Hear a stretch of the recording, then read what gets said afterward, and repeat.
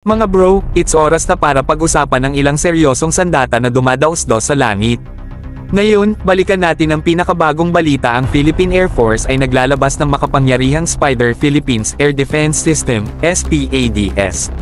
Get ready sa sky defending action. Malaking balita, mga bro. Ang SPADS ay may major upgrade. Ang mga litrato ay kumakalat na nagpapakita na ang ating Spider Philippines system ngayon ay puno ng missiles at canisters. Ito ay hindi ordinaryong display, ito ang tunay na laban para sa ating air defense. Pag-usapan natin ang missiles, mga bro. Ang SPADS ay handa ng lumaban gamit ang iDerby medium range missile, may range na mahigit sa 50 kilometers. Ito'y tunay na malakas na putok papuntang langit. Plus, maaari rin itong ilabas ang Python V short range missile na may range na mahigit sa 30 kilometers. Naalala pa ba natin yung mga pagkakataong naglalabas ang SPADS ng walang missile canisters? Hindi na ngayon.